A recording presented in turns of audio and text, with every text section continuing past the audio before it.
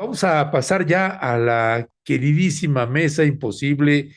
Ya sabe usted, siempre o es una o es otro, pero se encargan de hacerla imposible y en esta ocasión, pues ahora le toca a Federico Bonazo hacer la mesa imposible. Él no podrá estar con nosotras y con nosotros.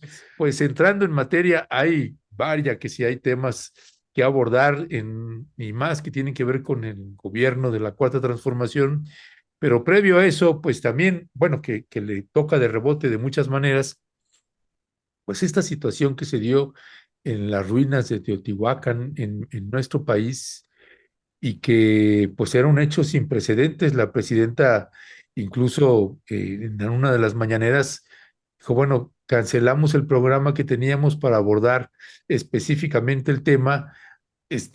Vaya, ni siquiera con lo que sucedió en Chihuahua con Maru Campos y la CIA, ni siquiera eso ameritó una suspensión del programa que tenían en la mañanera, pero lo de lo que sucedió en las ruinas, pues sí, este tirador solitario, este homicida que logró quitarle la vida a una turista que estaba ahí, una turista canadiense, eh, y bueno, todo lo que se ha suscitado con respecto de la investigación que se ha hecho posterior sobre este joven de 27 años, Laura Sánchez Ley, ¿qué decía al respecto? Pues mira, amigo, justamente estaba haciendo memoria que en algún programa tuyo, justamente en el año 2017, yo dije que nos iba a pegar la violencia armada de Estados Unidos si no había una política de control de armas de fuego, de programas educativos en las escuelas, porque se venía una ola de movimientos de ultraderecha, sobre todo en Estados Unidos. Mira, esto te lo cuento porque la gente sabe que mi principal fuente justamente es Estados Unidos, los temas de seguridad, los temas que impactan con México. Y yo empezaba a ver estos movimientos que cada vez reclutaban más jovencitos latinos. Te cuento algunos ejemplos. Había un culto llamado el 664, recuerdo, que ya empezaba a reclutar jóvenes latinos para capacitarlos a través de foros de internet de cómo comprar un arma, de cómo asesinar a alguien, de cómo cometer atentados en sus escuelas. Y empezábamos a ver apellidos latinos, jovencitos que tenían nexos con México, que tenían parientes, que tenían familiares, que estaban en juicios en Estados Unidos, pero que ya habían intercambiado toda esta información.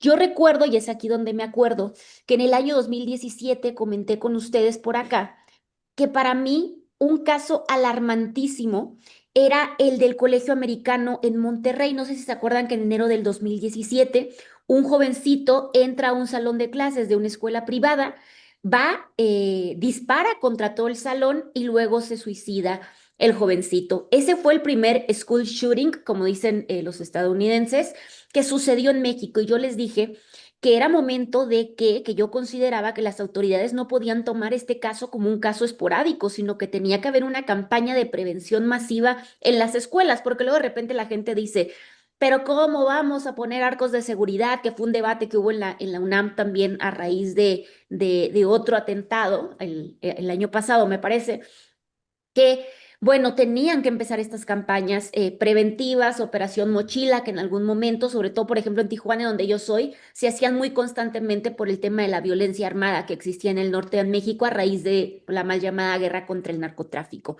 Ese fue el primer antecedente que tuvimos en esta escuela de Monterrey. Y me parece que las autoridades lo tomaron muy laxas. No hubo realmente, pues, ningún cambio, ninguna capacitación que tuviera que ver con la violencia juvenil, con el acceso a las armas, con la circulación de información, de propaganda que tuviera que ver con este tipo de sucesos que son tan lamentables. Entonces, no pasó nada, querido Ernesto. Después se nos vino en 2024 otro que podría parecerse formalmente un ataque de un tirador, que fue esta masacre en un bar en Los Cantaritos en Querétaro en el 2024, donde si bien no hubo en ese momento, digamos, una acción típica o no se recopiló información sobre qué tenía que ver con un atentado ideológico, la realidad es que también hubo pues un ataque de este tipo. Y pues bueno, tuvimos en Michoacán apenas hace muy poquito tiempo tuvimos otro ataque, tuvimos el atacante también en la universidad, también el año pasado, como les contaba. Entonces, pues me parece que llegó a México, este tipo de ataques ya llegaron, me parece que tienen que ponerse en la conversación totalmente, porque lo que sucedió en Teotihuacán, pues ya tiene mucho más que ver y ya tiene una relación con movimientos de ultraderecha y discursos de odio que están llegando a México. Entonces, pues me parece que el caso de Teotihuacán digamos, el ejemplo del contagio ya simbólico y de la imitación de masacres previas que se han cometido en lugares como en Estados Unidos. Entonces, hay que empezar a trabajar en esto. Me parece que los gobiernos estatales, federales, pero también los padres de familia pues tienen que empezar a ver cómo circulan este tipo de contenidos en Internet que tienen que ver con la misoginia, con el racismo, con problemas de odio.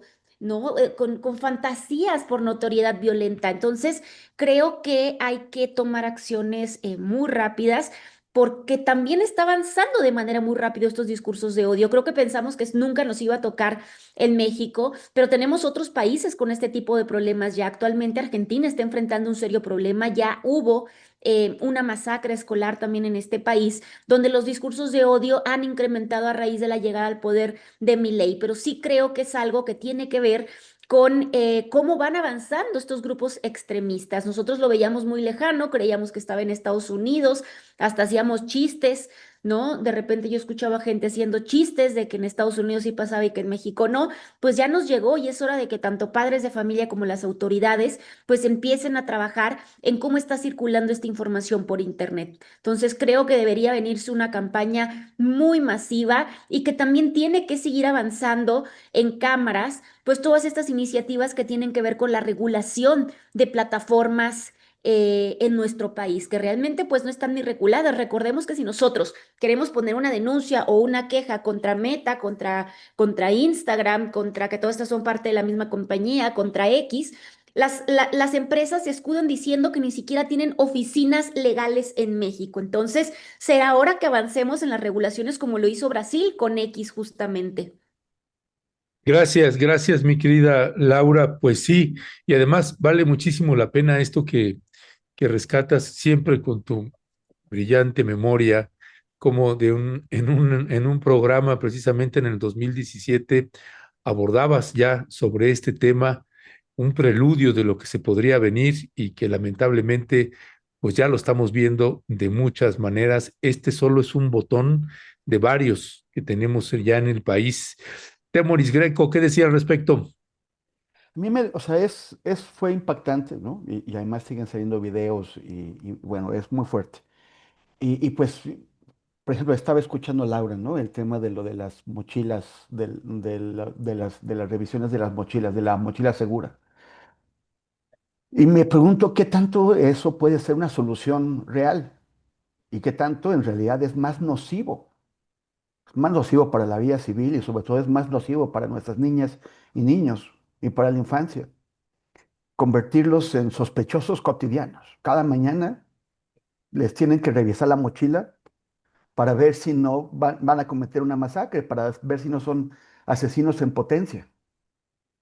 O sea, ¿realmente queremos ir hacia allá, a ese tipo de sociedad?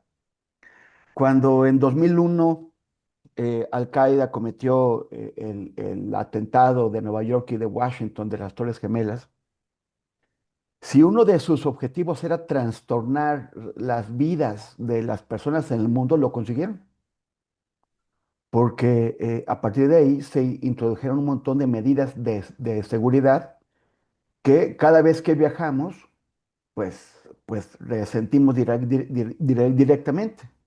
Y hay sospechas, y hay miradas, y de pronto hay personas que por tener tal apellido, o tener tal aspecto, tal color de piel, les crean problemas y que a veces pueden ser graves. O sea, es la sospecha perpetua es la forma de resolver esto. Ahora también, sí es cierto que ya nos está tocando, pero siguen siendo casos aislados. O sea, todavía no se convierte en una crisis nacional. Es una crisis en Estados Unidos, porque en Estados Unidos tienen como 30 masacres escolares al año. Bueno, nos está empezando a tocar.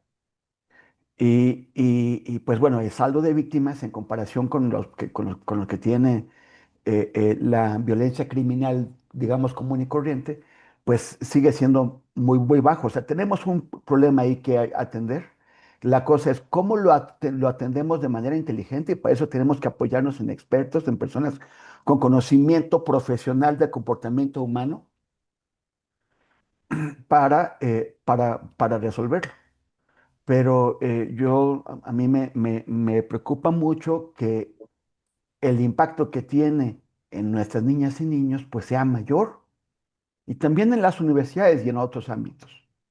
O sea, la mejor solución que pudieron encontrar en la UNAM para el tema de un asesino solitario fue controlar más a los chavos, a las chavas, imponerles esos controles, que entren y tengan que mostrar la credencial como en otro tipo de sistemas educativos restrictivos, que no es el del CCH. O sea, a mí eso me deja muchas dudas. Pero por el otro lado, ¿qué clase? Vi a gente que estuvo poniendo que este hombre había respondido al tema de que México le había pedido disculpas a España y entonces de pronto ya se había convertido en un asesino. Pues qué manera otra vez de querer voltearlo hacia otro lado, o sea, es ver al oso rugiendo y decir que es una ardilla. Este tipo traía una ideología muy clara.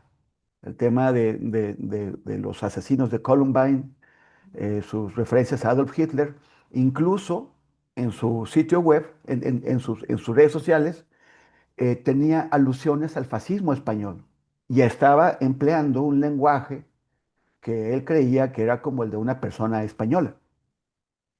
O sea, el tipo se fue a la ultraderecha de alguna otra forma. Hay un sector social en crisis, ese sí, que está respondiendo, está siendo responsivo ante las actividades de la extrema derecha.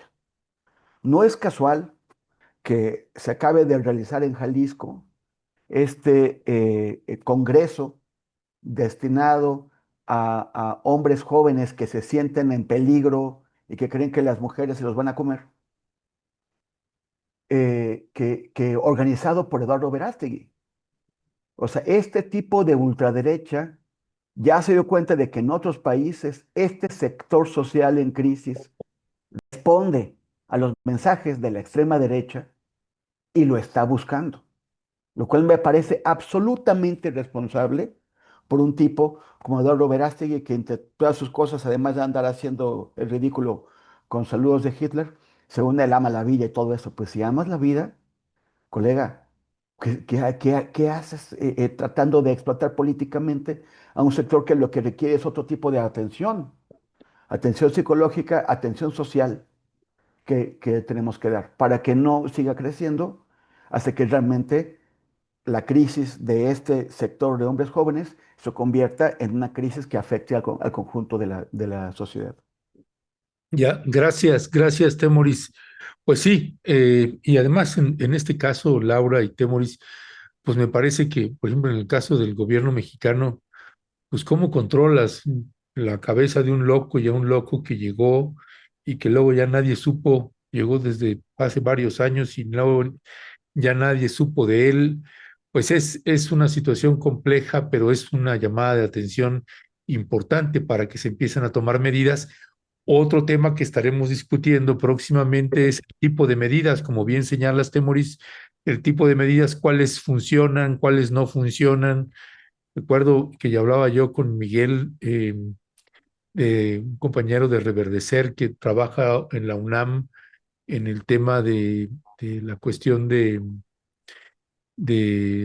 el uso de drogas dentro de la universidad, en los CCHs y demás, y cómo este tipo de medidas de que revisa la mochila, etcétera, pues que no necesariamente resuelven un problema, sino que se tiene que atender de distintas maneras, pues son cosas que habrá que darle mucho, mucho seguimiento.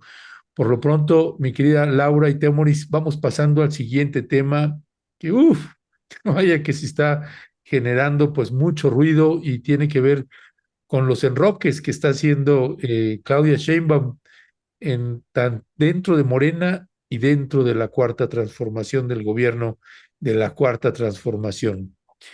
Pues esta salida de Luisa María, alcalde de la dirigencia nacional de Morena, y luego el exilio al que mandan a Andy López Beltrán, se va con el amigo de Temoris a Coahuila.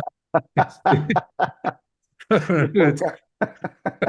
A Coahuila, y pues ya estará por allá, me imagino, cantando y bailando, ya saber qué van a hacer allá.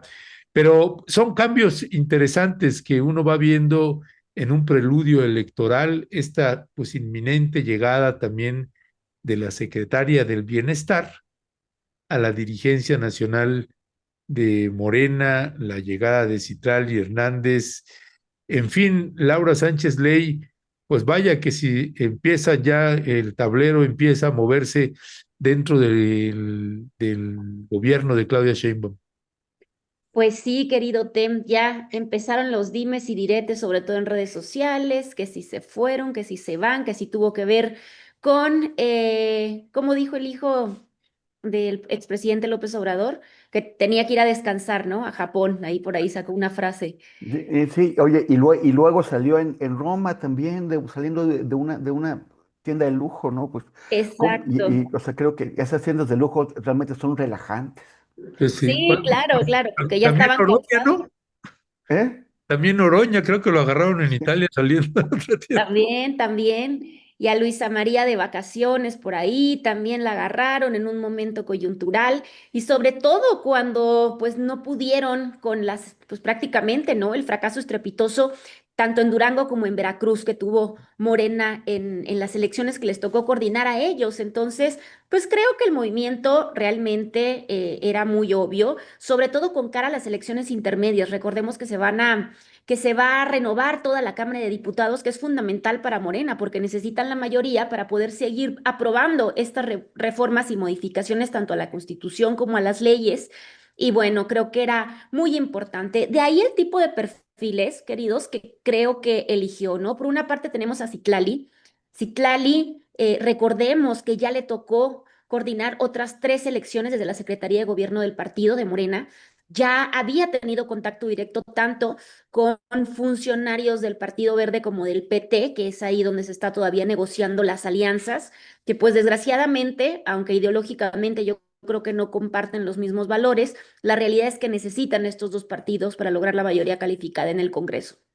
Ahora, Citlali, por otra parte, a mí, y lo digo de manera personal, me parece un buen perfil en el sentido de que es una política con trayectoria real, yo sí lo veo así, ella es egresada de la Facultad de Ciencias Políticas y Sociales, me parece que es un perfil muy distinto al de Luisa María y al de Andrés Manuel López Beltrán, ya que, pues bueno, es una mujer de territorio, es una mujer que ha sabido operar el territorio, que ha estado en la calle con las bases de Morena. Por lo tanto, creo que tendría oportunidad Citlali finalmente de tratar de incidir de alguna manera en que los candidatos a la elección de Morena pues sean gente que realmente, que genuinamente viene de la base y no políticos que vienen de reality show como Sergio Mayer y otro tipo ahí de políticos de poca monta que han llegado a Morena pues prácticamente por sus conexiones y por el dinero que pueden aportar al movimiento de la Cuarta Transformación. Así que espero que no pierda la calle y que realmente pueda incidir de esta manera. Otra cosa que creo que Citlali podría contribuir perfectamente en estas pues nuevas designaciones de Morena es que recordemos que aún hay gobernadores de este partido que han frenado iniciativas que tienen que ver con el derecho a decidir sobre nuestro cuerpo, sobre el aborto, sobre políticas de cuidado, sobre estancias, es decir, todo lo que tiene que ver con temas de feminismo que todavía pues no han podido pues comprender. Recordemos que Morena ha tenido problemas con el feminismo en nuestro país desde el sexenio del expresidente Andrés Manuel López Obrador. Entonces creo que llegue una mujer que sí conoce del tema, que ha sido abiertamente feminista, pues puede influir para destrabar este tipo de problemas y para seleccionar perfiles que sí tengan la agenda feminista. Entonces, eso es lo que a mí me gusta de Citlali. Ahora, sobre el tema de Ariadna Montiel, me parece que, aunque todavía no se confirma, pues ya está súper filtrado que ella ocuparía el lugar de Luisa María Alcalde, que sería pues prácticamente la nueva dirigente de Morena. Pues, ¿qué es? ¿Por qué? ¿Por qué fue elegida? Es muy claro. O sea, fue secretaria, va a ser, es decir, será pronto exsecretaria de Bienestar, pues una de las dependencias más fuertes del gobierno federal desde el sexenio del presidente López Obrador. Me parece que tiene un perfil clarísimo de operadora territorial que conoce muy bien cómo se organiza y cómo funciona la administración de una política social masiva. Entonces creo que es muy obvio por qué va a ser designada presidenta de Morena, ya que ella estuvo al frente de una de las dependencias con mayor em, pues más importantes del gobierno federal. Entonces, bueno, creo que es obvio cómo va a operar la maquinaria y cómo va a coordinar en territorio esta funcionaria. Entonces, creo que ella ya pasó por cargos institucionales, legislativos, administrativos. Como te digo, se le describe como una figura con experiencia y capacidad. Entonces, bueno, creo que si bien es una persona que no ha sido muy mediática, que no aparece mucho en los medios, la realidad es que conoce perfectísimo el control y la operación de estos territorios y estos cuadros. Así que pues creo que no ha sido una mujer de grandes escándalos. Me parece que por ahí en algún momento un grupo de diputados de Morena pide su renuncia. La acusaron de que tuvo un trato despótico con estos legisladores. La presidenta la respalda en ese momento públicamente. Y pues bueno, ella dice que realmente esta mujer pues tenía un perfil duro, sí, pero eficiente, ¿no? Que es así como se le describe. Entonces, pues sí, sí me parece que se entiende por dónde van estos nombramientos. Me parece que la presidenta finalmente se está haciendo cargo de hacer movimientos dentro del partido. Creo que le dio oportunidad a estos dos políticos que realmente tenían muy poca experiencia en territorio. Me atrevería a decir que el hijo de Andrés Manuel López Obrador, ninguna clase de experiencia en territorio ni con la gente. ¿Cómo no? Ya conoce Japón y Italia. Ya conoce con los europeos, ¿no? Entonces, pues yo por ahí lo veo, queridos. No sé ustedes cómo lo ven. Gracias, gracias, mi querida Laura. Tengo ahí también algunas valoraciones sobre estos enroques que está haciendo el gobierno de Claudia Sheinbaum. ¿Cuál es tu balance, Temoris, de estos cambios, estos movimientos que está haciendo Claudia Sheinbaum y más, que además me parece que está clarísimo que se están preparando para las elecciones? Sí, bueno, claro, y lo tienen que hacer, ¿no? O sea, como iban las cosas. Bueno, me llamó la atención que había gente que decía que Luisa María y Andy tenían que salir porque eran muy jóvenes, pues no sé qué edad le calculan a Citlali. O sea, así como que bueno. Pero me parece, o sea, yo creo que son dos muy buenos cuadros. Citlali en particular me parece muy inteligente y ya, a pesar de su juventud, muy experimentada. Y eso, yo lo lamento mucho en cuanto a la Secretaría de las Mujeres, porque ese es uno de los grandes novedades que trajo el gobierno de Claudia Sheinbaum, transformar el Instituto de las Mujeres en Secretaría, lo cual es, bueno, van a tener bastante más importancia los problemas múltiples y diversos y complicados que tienen las mujeres en nuestro país o que tenemos como sociedad. Pero bueno, primera es de excepción, es que le dieron un presupuesto, pues el mismo presupuesto o sea, ¿para qué conviertes un instituto en secretaría y a la secretaría le das el mismo presupuesto? Y lo segundo es que apenas lleva poquito más de un año en un proyecto enorme que apenas empieza y que tiene dificultades múltiples y ya la quitan de ahí. Entonces eso lo he compartido con varias personas, me pareció, o sea, que pues afecta uno de los pilares del proyecto de Claudia Sheinbaum. Pero por el otro, efectivamente necesitaban esto. O sea, bueno, no me preocupa tanto bienestar porque Ariadna Montiel llevaba ya varios años en bienestar. Es una secretaría ya hecha y con presupuesto y con estructura y bueno, puede seguir andando sin ella, pero la de la mujer, pues es otra cosa. Pero pues ya, Morena necesitaba esto.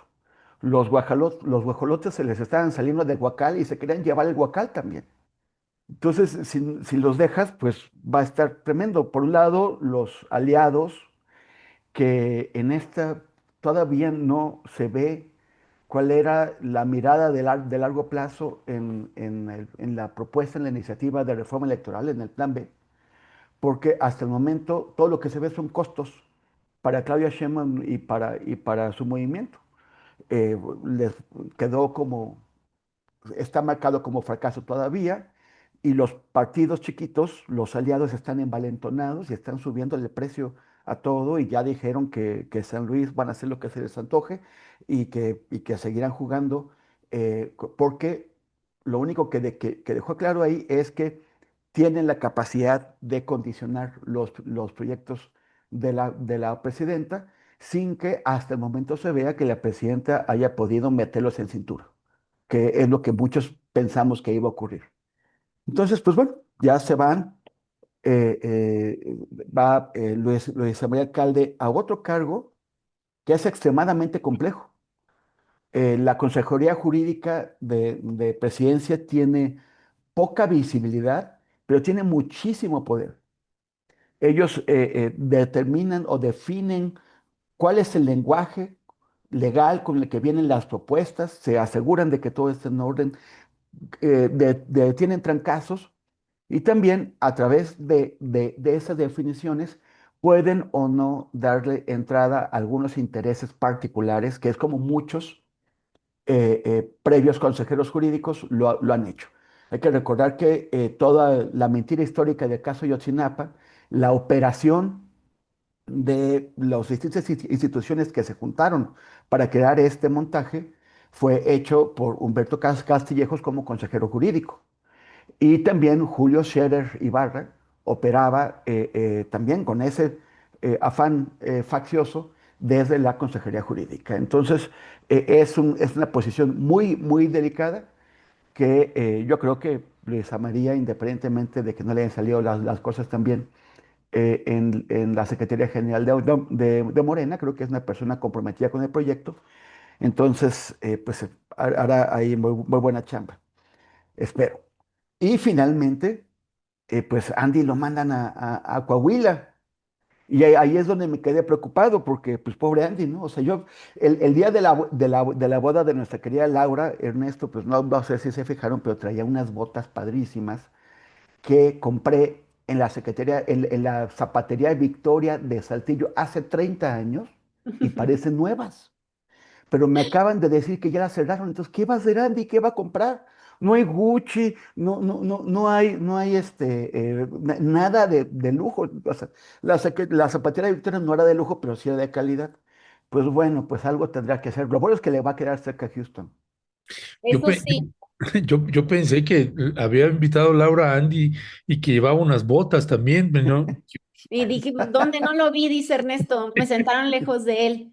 Oigan, y otra, creo que otro punto importante de esto, queridos, es el tema de que también se dice que Citlali viene para tratar de pactar con el Partido Verde y el PT. Este punto es súper importante porque parece que Morena no se puede despegar justamente por este tema de la mayoría calificada de estos dos partidos que ideológicamente no tienen absolutamente nada que ver con ellos. Yo sigo pensando que realmente pues le da más pérdidas que ganancias a Morena este tipo de perfiles. Vamos a ver qué es lo que sucede, pero recordemos que a raíz del tema de la reforma electoral, pues, y aquí yo no culparía a Luisa María ni a nadie, que han sido un poco severos en este punto, de no querer pactar, porque recordemos que ellos quieren que se elimine todo lo que tiene que ver con el nepotismo. Entonces, ¿qué va a pasar en Chiapas? ¿Qué va a pasar incluso en San Luis Potosí? ¿Qué va a pasar en Zacatecas, donde los Monreal quieren volver a quedarse con la gubernatura del estado? Que entonces es importante este punto, ¿no? Porque qué tan mal estuvo Luisa María en no querer pactar con ellos cuando en realidad, pues es verdad que no han querido adecuarse y que incluso salieron a hablar y a decir que ellos no iban a apoyar la reforma política electoral si se iban por ese lado, por ese y el de los plurinominales, porque recordemos que estos partidos, pues todos han sido plurinominales, justamente por esta pequeñísima representación que tienen en la Cámara, pero que en conjunto pues le suman la mayoría calificada al partido en el poder. Ya, gracias Laura y gracias Temoris. Bueno, yo de la información que nosotros hemos podido trabajar y tener ahí, uno, en el caso de Luisa María Alcalde, creo que una parte, un elemento importante y que supongo que será parte del aprendizaje, es que pues tenía muy poco contacto y cercanía con la base de Morena. De hecho, en varias entidades cuando viajaba, pues no se podía tener encuentros o reuniones con ella y cuando la buscaban, pues simple y llanamente no entraba en esa parte, manejó un estatus muy arriba y había quejas también en ese sentido con respecto de la prepotencia con la que se estaba conduciendo Luisa María Alcalde y Andy López Beltrán.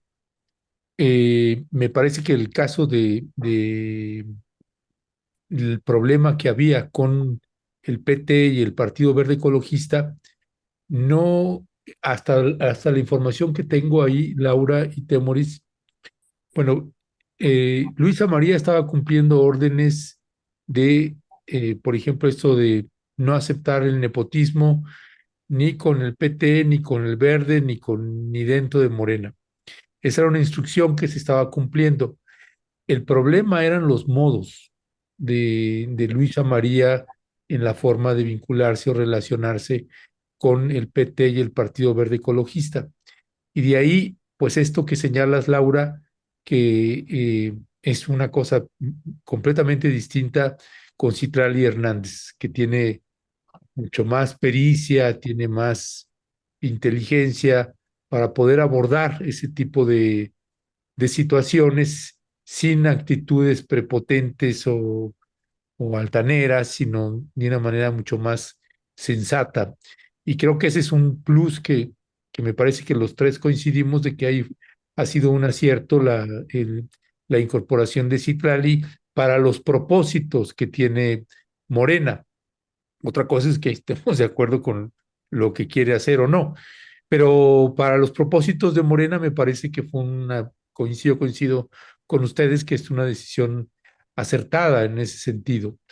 En el caso de Ariadna Montiel, no, nosotros hemos tenido varias reuniones y entrevistas, incluso material visual, audiovisual, pero que finalmente nos pidieron que no lo sacáramos porque Ariadna Montiel es un poco como decía Andrés Manuel López Obrador con Claudia Sheinbaum.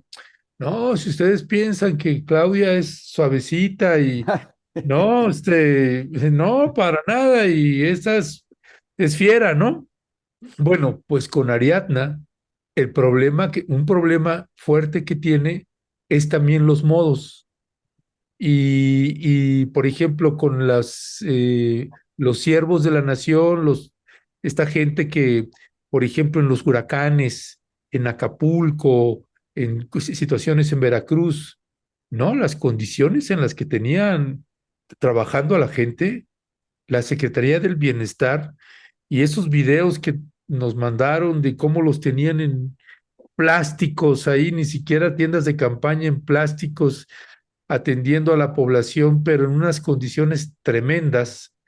Y bueno, si la señora Ariadna se enlodara también, pues va, pero no, es la gente de abajo la que hace el trabajo rudo, pues que dicen, pues además no se puede denunciar nada porque te cortan la cabeza, es decir, pierdes la chamba, pues, ¿no?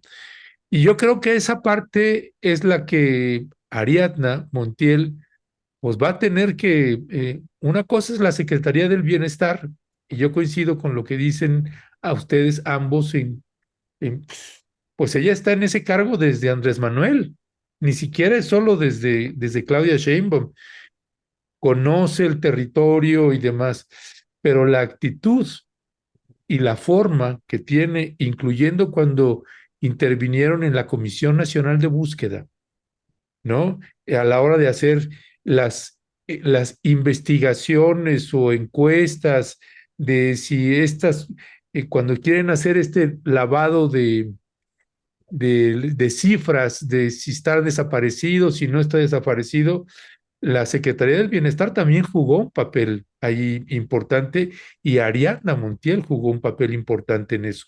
No solamente el ejército o el subsecretario, esta pesadilla llamada Arturo Medina en la subsecretaría de Gobernación, no, también la Secretaría del Bienestar.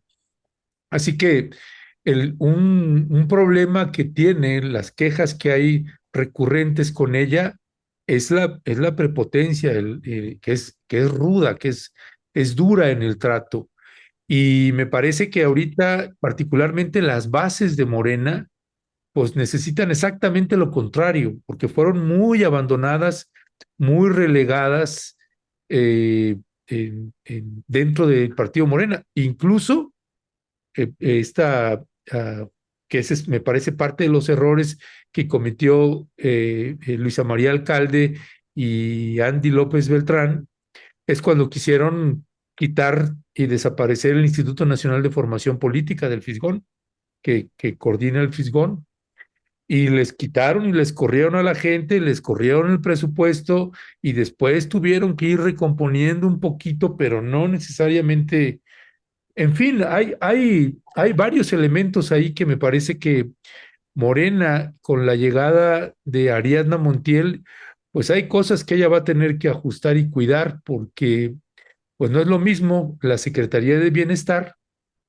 Una cosa es la información que tienes y otra cosa es ya la pericia en la dirigencia nacional de un partido.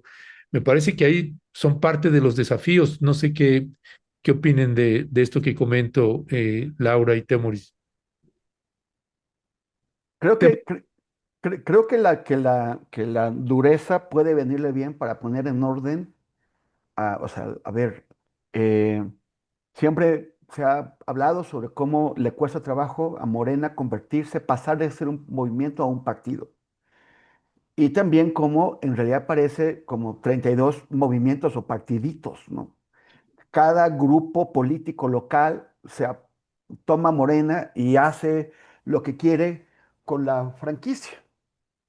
Y después ya se coordinan a nivel nacional, pero y eso no puede seguir siendo.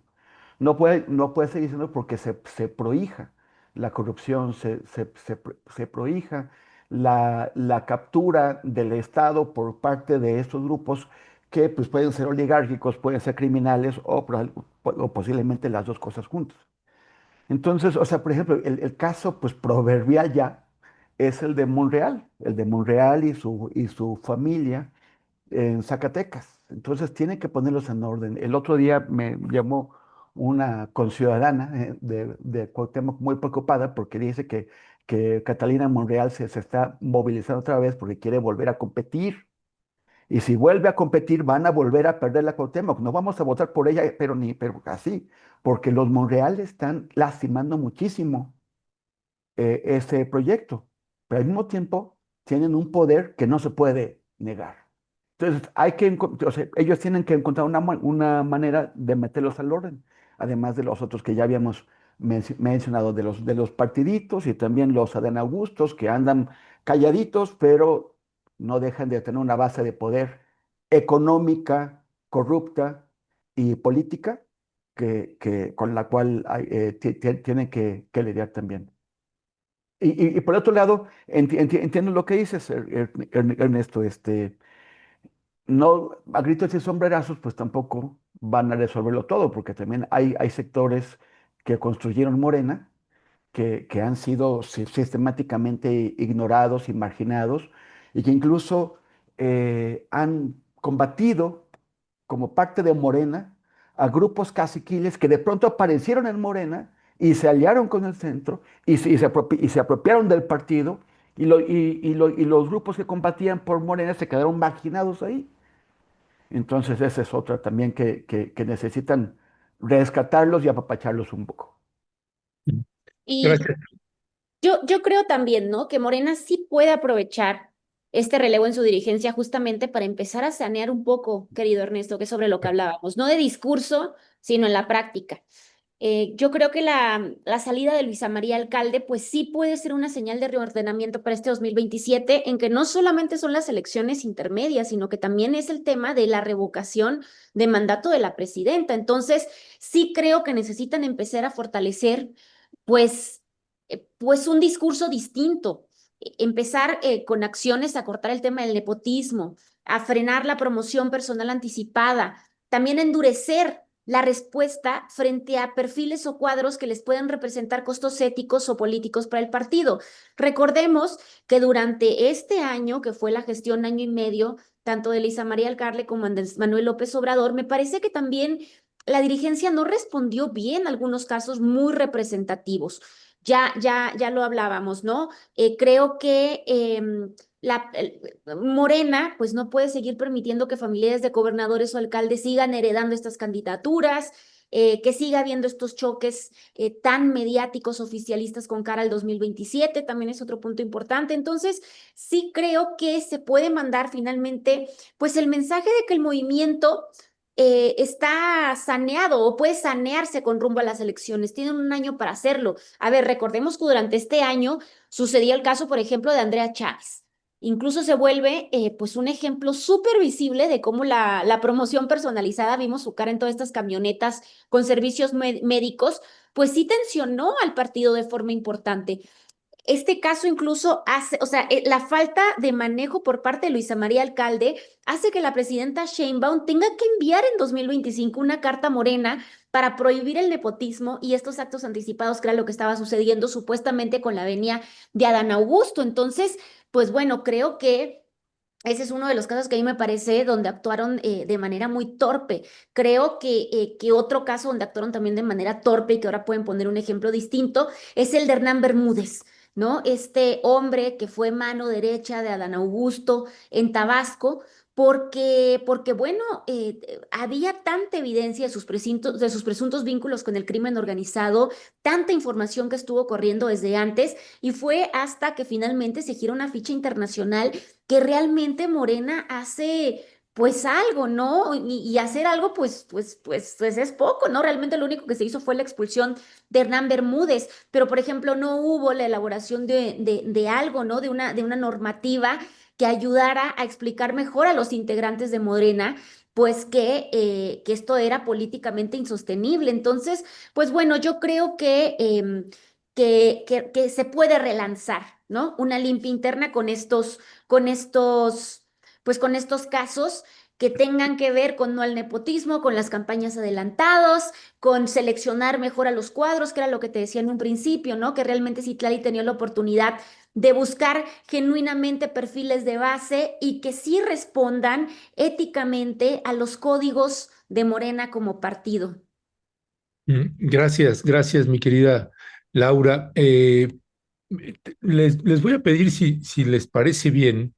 em, esta parte de pasar al tema, a lo que quieras añadir algo más ahí, Temoris, pasar al tema, abordarlo con ustedes de la situación del problema de con Maru Campos, la gobernadora, que acepta la injerencia del gobierno de los Estados Unidos. No me parece de ninguna manera un tema menor. Tenemos las declaraciones que hizo hoy en la conferencia matutina la presidenta Claudia Sheinbaum. Si les parece, escuchamos un poco el balance que ella está haciendo, desde mi punto de vista bastante acertado que tiene ahí la presidenta en el manejo de este caso, pero vamos a ver, escucharla y regresamos con ustedes. Usted comentaba que buscaría vía telefónica a la gobernadora, ¿ya entabló este diálogo con ella? La busqué ayer, no estaba en la oficina, contestó el secretario particular. Hoy va a ver al secretario de Seguridad y bueno, espero que nos podamos contactar, pero sí la busqué de manera personal a través de Luisa Abreu, que es la compañera que me ayuda todos los días en la oficina, y pues no, ya no hubo comunicación. Entonces, pero ella va a ver hoy al secretario de Seguridad. ¿Aquí o va a ser vía remota? No, viene a verlo aquí a las oficinas de Omar. Ok. Y preguntarle ¿Esto también- merecería entonces la destitución del fiscal del estado de Chihuahua? Pues tienen que determinarlo la propia gobernadora y el Senado. Y nosotros pues estamos revisando. Pero tiene que darse la explicación por parte del gobierno de Chihuahua. La gobernadora ha dicho que lo sabía la Secretaría de la Defensa Nacional. Esto es falso. En un operativo realizado ese día participó la Defensa Nacional, como participa en muchos operativos a solicitud de los gabinetes de seguridad o de las fiscalías de los estados. Pero eso no quiere decir que la Secretaría de la Defensa o el comandante de la zona o de la región supiera que había presencia de ciudadanos estadounidenses en operativos o en la capacitación. Entonces, sí es muy importante que aclare el gobierno de Chihuahua y que pues que se cumpla con la ley, porque yo juré hacer cumplir la Constitución y las leyes. La gobernadora también juró. El fiscal también. El fiscal también. Entonces hay que cumplir con la Constitución y las leyes. Eso no está a debate. Es una obligación en el momento que asumes un cargo de servicio público. Entonces, estamos colaborando muy bien con Estados Unidos. Estamos trabajando muy bien con Estados Unidos en materia de seguridad y en otros temas, como siempre hemos dicho, podemos tener nuestras diferencias, pero eso no quiere decir que no haya colaboración. Entonces es muy importante que el marco en el que establecimos la cooperación y la colaboración se respete por los gobernadores de los estados y en particular la gobernadora y también por el gobierno de Estados Unidos y de todos los servidores públicos del gobierno federal. Y qué descaro del embajador de Estados Unidos, porque sabía todo y lo mantuvieron oculto. ¿Qué decir ahí al respecto, Laura, tú que has trabajado mucho también estas relaciones entre México y Estados Unidos? Pues mira, hoy justamente un periodista estadounidense, les quiero dar el nombre correcto, permítanme un segundo, pues asegura que no eran agentes de la embajada como se manejó pues en las versiones, en las primeras versiones, sino que realmente era, y esto me parece aterrador, era pues era una especie de misión secreta de la agencia de inteligencia. Esto es muy importante lo que están revelando. Aseguran que formaban parte de un grupo paramilitar de la CIA. El periodista que revela esto es Nick Tours, como se llama, y dice que pues realmente no eran trabajadores de la embajada, sino que murieron en México después de que realizaron una redada antidrogas que en realidad era de la CIA. Pues, ¿qué carajos hacían los agentes de la CIA en territorio mexicano, sobre todo en un momento tan difícil de las relaciones diplomáticas, tanto con México como con otros países latinoamericanos por parte de Donald Trump? No me sorprende, hace algunas semanas se tuvo esta reunión en Estados Unidos del muro de Trump, donde amenazó prácticamente en conjunto con otros 33 mandatarios de Latinoamérica que iba a dar batalla contra las drogas. Y para mí la batalla contra las drogas pues tiene que ver con que si no estás de acuerdo con él y no le das acceso irrestricto, como está pasando en Ecuador con Donald Trump o con Milei, la realidad es que van a entrar a nuestros países como lo han hecho siempre. Entonces, yo creo que se tiene que abrir una investigación contra Maru Campos porque este es un delito. Recordemos que la presidenta hace algunos meses pues agregan a la Constitución la cláusula de la injerencia, que va a estar penada la injerencia en México.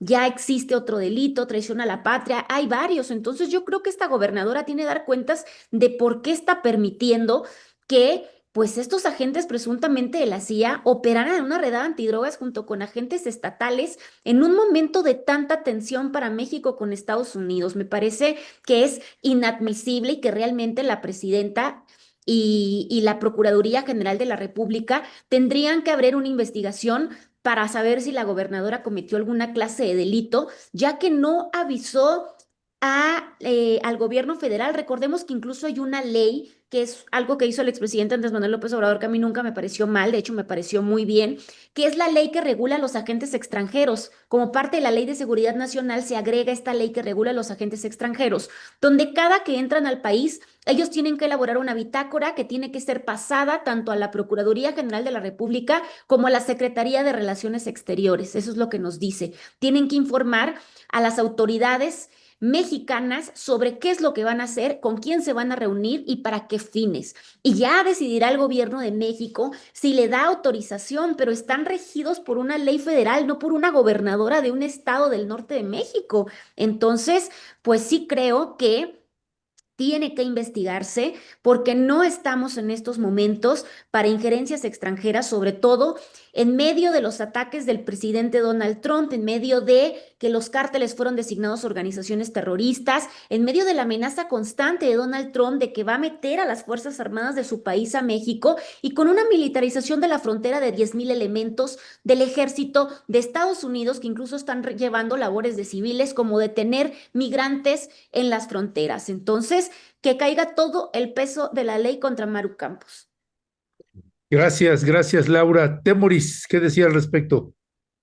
Qué curiosa es la forma de comunicar de la presidenta, ¿no? O sea, es como muy suavecita, Sí, muy mesurada, pero pom, y pom, y pom, y hasta con la risita, ¿no? Así como que, pues, que no estaba la gobernadora, me contestó el particular, así, no, la gobernadora, así, gobernadora, te habla la presidenta, ay, no, dile que estoy haciendo bolitas en mis calcetines, o sea, ¿qué onda?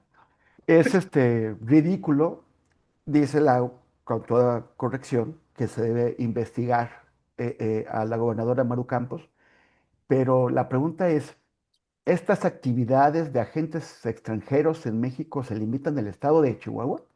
No, O no, sea, no. la investigación tiene que ser, ¿qué es lo que está pasando? ¿Cuántos gobernadores más se están metiendo? El martes con Julio Astillero, vinculé esto con otra cosa que están haciendo en Ciudad Juárez, y eso fue el martes. Ayer la jornada mandó a hacer pues una notita en realidad sobre eso, que hoy sale en su portada, y es muy importante. La gobernadora Maru Campos ordenó construir algo que llaman Torre Centinela en Ciudad Juárez. Una torre supermoderna que va a tener un equipo supermoderno, y en donde un piso de esa torre está abiertamente anunciado. Un piso de esa torre va a ser ocupado por agencias de Estados Unidos. Esto no puede ocurrir sin autorización de México. Están mencionando a la CIA, al FBI, a la DEA, al Departamento de Seguridad Interior, como por qué con los impuestos nuestros van a hacerle un piso a las agencias de una nación que básicamente nos oprime como es Estados Unidos. Ellos tienen en El Paso, o sea, del otro lado del río, EPIC, que es el Paso Intelligence Center o Centro de Inteligencia del Paso, que es su centro de espionaje más importante para México, para estarnos espiando. Bueno, ahora les van a dar chance, los están invitando a dar un pasito más. ¿Cómo es que el gobierno de Chihuahua toma estas decisiones sin consultar al gobierno federal? Pero además, ¿cómo lo hace? Para empezar, hay un escándalo ahí. Porque, de acuerdo con La Verdad de Ciudad Juárez, que es el periódico que dirige nuestra compañera Rocío Gallegos, a la empresa que está construyendo este proyecto, que lleva este proyecto, le pagan por adelantado cosas que no ha cumplido en hacer a tiempo. Esos pagos no deberían haberse hecho, solamente una vez que se entreguen lo que se contrató. Entonces ya hay una investigación abierta por esos pagos adelantados a esta empresa. ¿Y cuál es esta empresa? Esta empresa se llama Seguritech. Nuestro querido Arnoldo Cuellar de PopLab en Guanajuato ya hizo o ha estado haciendo una serie de reportajes con sus colegas de PopLab sobre cómo Seguritech ha obtenido contratos con el gobierno panista de Guanajuato para la seguridad muy, muy sospechosos. Incluso el gobernador anterior, Diego Sinue, ahora vive en una casa de Estados Unidos, propiedad de Seguritech, según esta información de PopLab. Seguritech también está haciendo este proyecto con otro gobierno panista de seguridad para vigilar a todo el estado de Chihuahua, en principio, aunque en realidad, si entran ahí en esas agencias estadounidenses, pues van a mirar bastante más allá. Como si no hubieran construido una nueva embajada en pleno Ciudad de México, donde sin lugar a dudas hay un sistema de vigilancia enorme. Y coincide que son dos gobiernos panistas. Seguritech tiene vínculos con Israel. Reconoce en su página web esos vínculos con Israel. Es muy probable que gran parte del equipo y de los softwares que usan, pues los compren en Israel, que es, junto con Estados Unidos, el principal proveedor mundial de ese tipo de sistemas de vigilancia y de espionaje. Pero no transparenta exactamente qué tipo de vínculos tiene. Y ya sabemos cómo se comporta esto. Ya sabemos, a ver, que quede clarísimo. Históricamente ya hay muchísimos casos, desde que Robert Maxwell, el agente del Mossad que tenía una cadena de periódicos en Inglaterra que se llama el Daily Mirror, vendía a Promise un sistema con el cual se lo vendían a alguien, se lo vendían a los sandinistas para administrar su administración pública y al mismo tiempo lo usaban para espiar a los sandinistas. Y así se lo vendían a los rusos, a muchísima gente. Bueno, históricamente, que quede todo eso bien claro, todo lo que produce Israel tiene doble uso. El uso que le venden a las personas y el usuario paga para que también lo estén espiando a él. Y ese es un tema en el que tenemos que entrar más. En gran parte, la seguridad de nuestro país y de muchísimos países se está haciendo a través de empresas y de sistemas producidos en Israel, probados previamente sobre los palestinos, que tienen doble uso, incluida la seguridad de la Ciudad de México.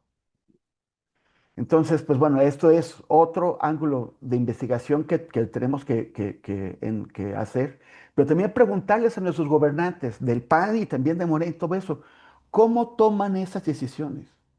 ¿Cómo creen, o sea, como creyó Tomás Herón de Lucio, que usando nuestros impuestos para comprar el sistema Pegasus, él era el afortunado que podía espiarnos a los ciudadanos sin darse cuenta de que Pegasus también servía para espiarlo a él y a todas las instituciones que lo emplean o empleaban?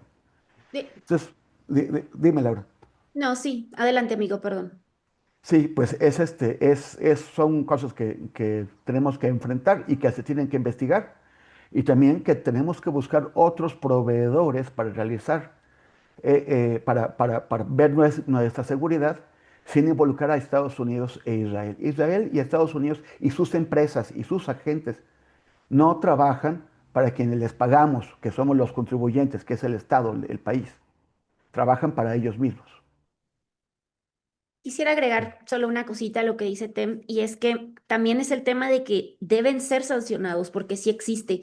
Miren, estaba ahorita en lo que platicaban también tratando de localizar para que la gente sepa que sí deben rendir cuentas tanto Maru Campus como Estados Unidos. Esta ley de seguridad nacional que les cuento tiene dos cláusulas que a mí me parecen muy interesantes. Una que dice que ellos deben presentar, que es lo que les comentaba, un informe sobre con quién se reúnen, cuándo, cómo. También deben poner en conocimiento a las autoridades mexicanas, que eso es lo que les decía también que es importante, porque pues ellos tienen que preservar la seguridad nacional y la información tiene que ser enviada tanto a Relaciones Exteriores como a Secretaría de Seguridad Ciudadana e incluso al Ejército. Ahora, la parte importante de por qué deben rendir cuentas. Según el artículo 74 de la Ley de Seguridad Nacional, dice que cuando se compruebe que un agente extranjero viole estos artículos que les estoy contando, el Estado mexicano puede suspender los convenios de cooperación bilateral y prohibir la realización de actividades por parte de estos agentes extranjeros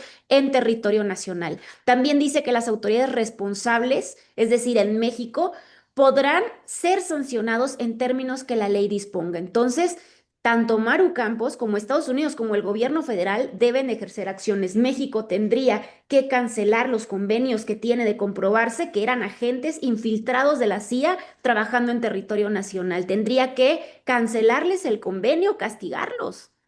Y un último comentario antes de irnos. Lo que, como siempre, las víctimas son ellos, ¿no? Sí, O sea, la presidenta hizo un comentario que en Estados Unidos han ignorado. Dijo, lamentó las muertes, hubo 4 muertes, 2 estadounidenses y 2 mexicanos, y lo lamentó. Y después fue a preguntar, bueno, ¿qué estaba pasando? ¿Por qué estaban esos señores ahí? Bueno, Estados Unidos escogió ignorar el comentario, el lamento de los decesos, y lo que está diciendo el gobierno de Trump y todo su ecosistema de influencers es, ay, es que los mexicanos son unos malagradecidos, la presidenta Sheinbaum es una malagradecida, murieron defendiendo a México, protegiendo a México. Ah, bueno, pues ahora somos nosotros. Laura Sánchez Ley, Temoris, muchísimas gracias. Pues de hecho, invitamos ahorita vamos a entrar a una entrevista con Federico Anaya, con el Maxi Abogado, para que nos diga también en términos de todas las reglamentaciones y leyes en México, qué implicaciones debería de tener en términos legales y reales Maru Campos, el secretario de Seguridad o el fiscal y el gobierno de los Estados Unidos. Pues bueno, vamos a ver qué nos comenta ahí también el Maxi Abogado Federico. no, a mí ya métanme, después de leer el artículo 74 de la Ley de Seguridad Nacional, ya métanme a esa mesa. Pues ya quédate. Ya rugiste. Sí, ya rugiste. Vamos le dando entrada a Federico, mi Bueno, ahí querido. nos vemos, amiguitos. Yo me siento muy abogada después de Qué esta bueno, qué bueno, artículo. qué bueno. Pues si gustan acompañarnos, ya Gracias, le amigos. vamos dando entrada aquí a Yo me Federico. despido, yo tengo que ponerme a chambear. Adiós, cuídense Hasta mucho. luego. Señor, estoy contigo, Temoris. Laura, aguántanos tantito, ahí viene el Max No es abogado. cierto, bro. Es Gracias. No, sí, sobre exposición. Yo no, me voy. me ayudas a interrogarlo, me ayudas a interrogarlo. Ya me voy, amigo. Tengo una citita, pero cuídense mucho. Les quiero. Ay, adiós. Bye, Adiós. Adiós. bueno.